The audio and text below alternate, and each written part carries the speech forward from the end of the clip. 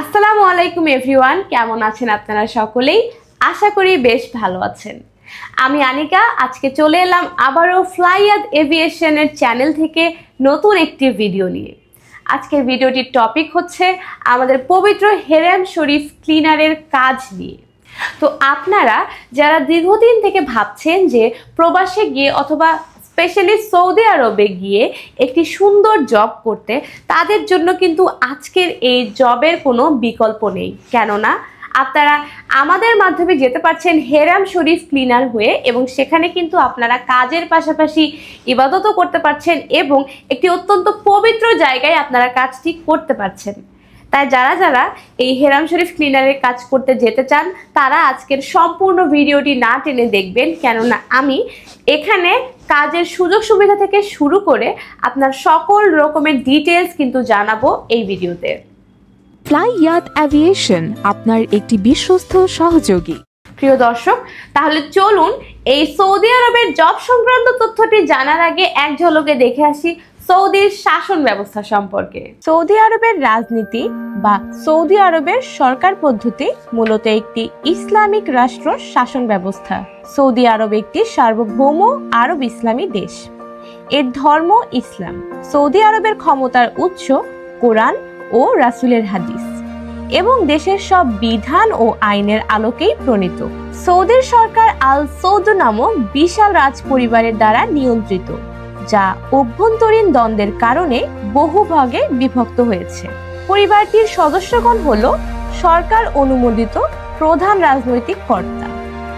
রাজ পরিবারের বাইরে রাজনৈতিক অংশগ্রহণ হলো সীমিত।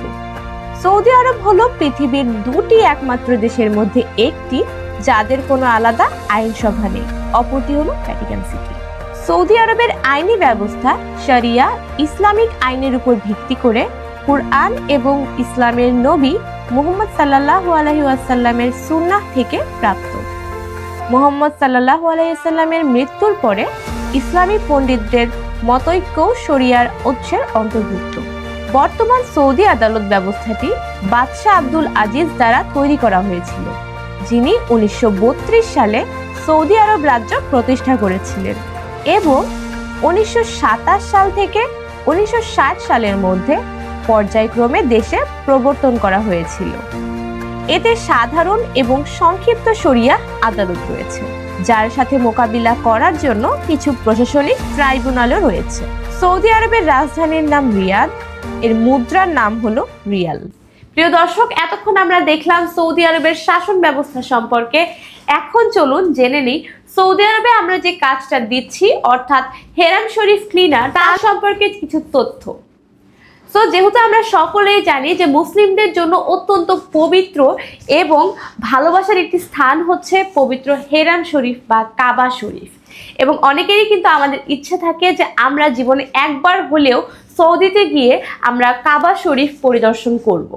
এবং সেক্ষেত্রে কিন্তু আপনারা যারা প্রবাসে যেতে চান তাদের জন্য এই কাজটি অত্যন্ত সহজলভ্য হয়ে যাচ্ছে আমাদের মাধ্যমে, কেননা আমাদের মাধ্যমে আপনারা সৌদিতে গিয়ে হেরাম শরীফে কাজ করতে পারেন এবং এর মাধ্যমে আপনারা কিন্তু এতদিন ধরে মনে পুষে রাখা যে স্বপ্নটা, সেটা পূরণ করার একটি সুবর্ণ সুযোগ পেতে পারেন, এবং সেটিও সম্ভব হবে কেবলমাত্র 15 থেকে 20 দিনের মধ্যে। অর্থাৎ আমরা ফ্লাইয়াদ এভিয়েশনের মাধ্যমে মাত্র 15 থেকে 20 দিনের মধ্যে ফাইল প্রসেসিংটি সম্পূর্ণ করছি এবং আপনাকে ফ্লাইটের টিকিটটাও কেটে দিচ্ছি মাত্র এইটুকু সময়ের মধ্যে।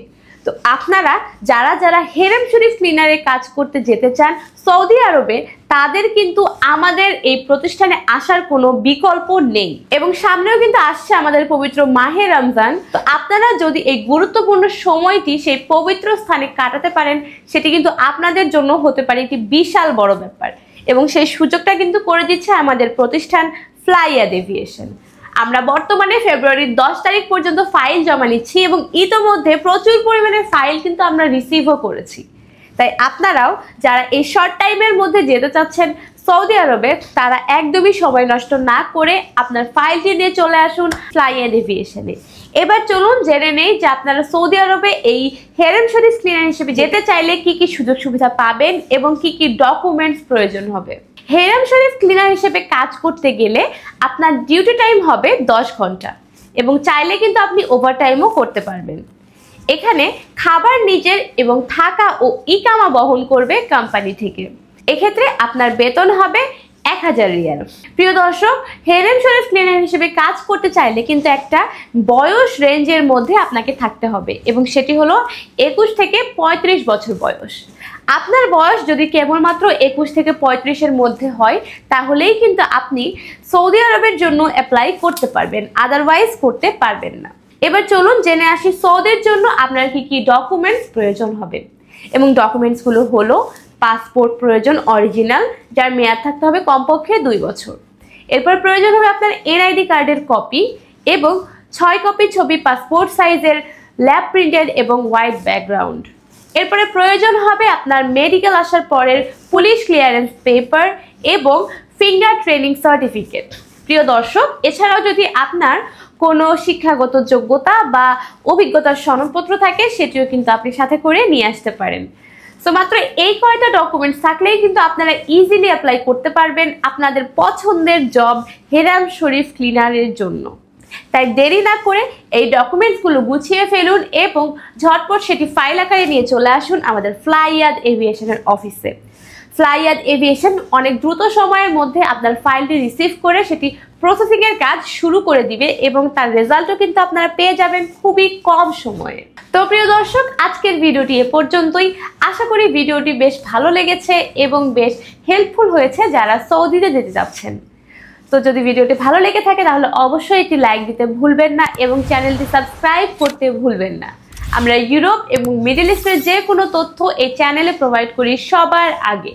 তাই যদি আপনারাও এই ইনফরমেশনগুলো দ্রুত পেতে চান তাহলে সাবস্ক্রাইব করে পাশে থাকা বেল আইকনটি ক্লিক করে রাখবেন।